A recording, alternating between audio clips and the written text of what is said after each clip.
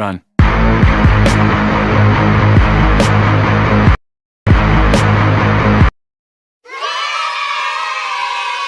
Hello WhatsApp guys, আসসালামু আলাইকুম। কেমন আছেন সবাই? আশা করি ভালো আছেন। তো আজকে নিয়ে আসলাম নতুন একটা ব্লগ। আজকের ব্লগে আমরা মাঠের জন্য কাজ করতেছি। আমাদের আগের মাঠে পানি উঠে গেছে, তাই এখন নতুন একটা মাঠ সিলেক্ট করছি। তো এই মাঠে দেখতে পারতেছেন সবাই কাজ করতেছে, কেউ চাপ করতেছে, কেউ বার কাটতেছে।